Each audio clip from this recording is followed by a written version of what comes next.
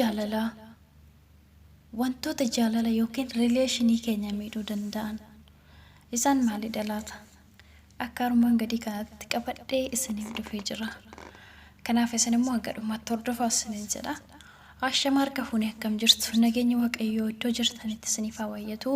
Hordoftoota YouTube kan taatan nagaan isiniif haa baay'atu isiniin jedha. Biyya keessas biyya alaas warra jirtanii na hordofaa jirtan iddoodhuma jirtanitti nageenyi koo sinaa qaqqabu isiniin jedha.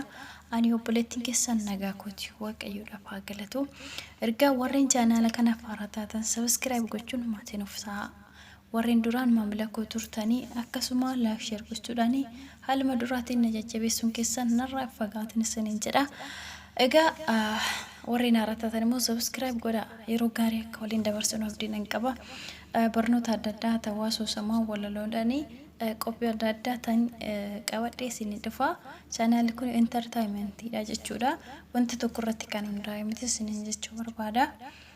Tole dhukkuba jaalalaa yookiin immoo wantoota jaalala keenya yookiin rileeshinii keenya kan miidhan maalidha isaan? Eessa jedhu waliin ilaalla. Tokkoffaa irratti wantoota xixiqqoo wal diduu. Wantoota xixiqqoo yoo wal dinna yeroo sanaaf salphaa fakkaata.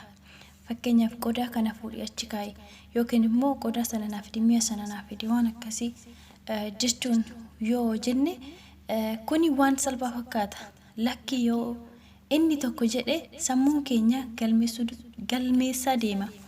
Dhumarratti dubbiin ijoon ati dhimma kiyya hin qabdu jedhutti dhufa.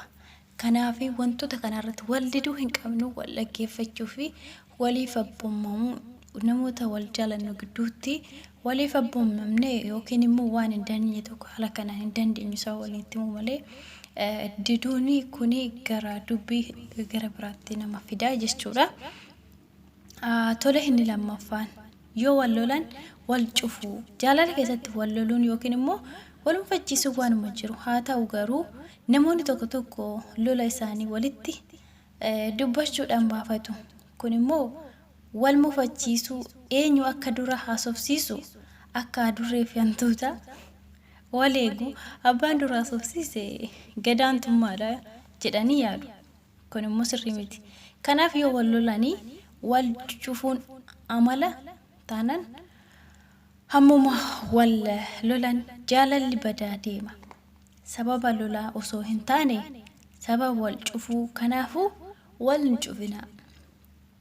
Jaalala keessatti wal mufachiisu naa jiraatu yoo malee garuu eenyutu dura na dubbisa isa moo anatu dura dubbisa.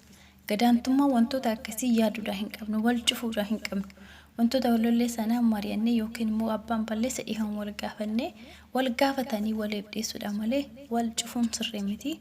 Kanaaf jaalalli gidduu keenya hirrachaa deema waan ta'eef yoo wal lolan illee wal cufuun sirrii miti. Namni balleessa dhiifama gaafatee walitti araaramuudha malee jechuudha. Tole inni sadaffaa sammuu namaa keessatti waa dubbisuu yookiin immoo yaaluu. Jaalallee waan tokko tokko waan ati yaaddu hin beeka sammuu keessatti waliin jedhu. Kana garuu kan beeku Rabbi qofa. Maal jechuudha kun? Sammuu keessatti waan ati yaaddu hin beeka waan namni sun hin yaadne keessatti nama sanaaf ati waan akkanaa yaadda jedhanii nama sanaaf qoodu jechuudha.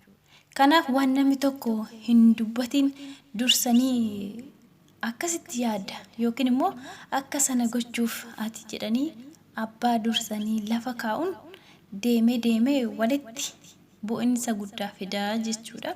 Kanaaf wantoota tokko namni tokko osoo baasee nutti hin dubbatin wanta keessa isaa jiru namni sun baasee nutti haasa'in ati keessa keetti waan akkasii yaadda waan akkasii gochuuf deemta waan akkasii ta'uu deemta akkan jennee lafa goona kunillee dogoggora guddaadha.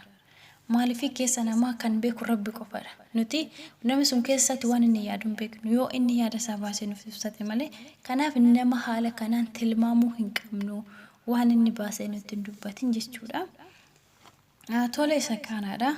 Inni arfaffaan hiriyaa ofii nama biraa waliin wal dorgomsiisu. Hiriyaan kee nama biraadhaaf siif adda kanaaf nama biraa waliin wal madaalchisuun sirrii miti. Kamiinuu olaantummaa yookiin gadaantummaa hin kennin. Kana jechuun jaalallee kee haa ta'u dhiiras shamarran isaa ta'u nama kamiinuu wal dorgomsiisuu hin qabdu. Namni amalli isaas garagara, hojii isaa yaadni isaas garagara. Kanaafuu kan keetii kan nama biraati. Jaalalli kiyyaan fakkeenyaa fi nama biraa yookiin dhiira biraa waliin wal dorgomsiisuudha hin qabu. Innillee akkasuma shamarree biraatiin wal na dorgomsiisuudha hin qabu jechuudha. Kanaaf kun sirrii miti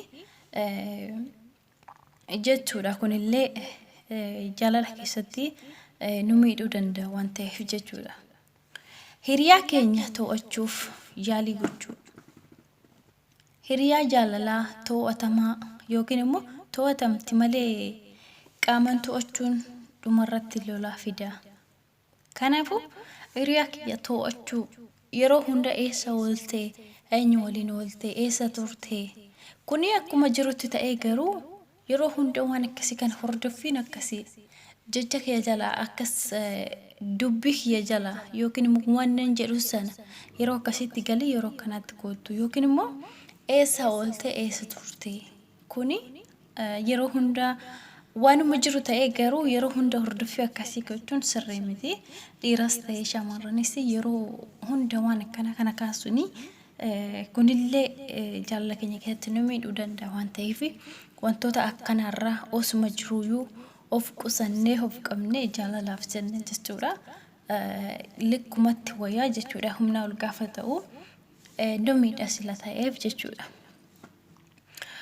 Egaa qabxiiwwan shanan armaan gaditti ilaalle kana warreen jaalala keenya miidhuu danda'anii dhukkubbiitti ta'anii rileeshinii keenya miidhanii eessa jedhuuf eessa kana fakkaata. Egaa barumsicha ni jaalattu jedhee abdii nan qaba. Kanaaf yoo jaalatan immoo like share gochuudhaan hiriyoota keessaniif qooda isiniin jedha. Yaada qabdan immoo asirratti koomentii jalatti na barreessaa. Waan dogoggora jiru haa ta'u wantoota sirreeffaman jiraate na beeksisu duubatti hin jedhinaadha. Wal sirreessaa deemna isiniin jechuu barbaada. Ergaa mata dureen kiyyaa irraa isa kana fakkaata. Isinan jaaladha, isinan kabaja. Haga jalqabaa kaastanii haga yoona kan waliin turtaniif guddaan isin galateeffadha. Galatoomaa. Iddoo jirtanitti nageenyi fi jaalalli Waaqayyoo isiniif haa baay'atu. Bye bye.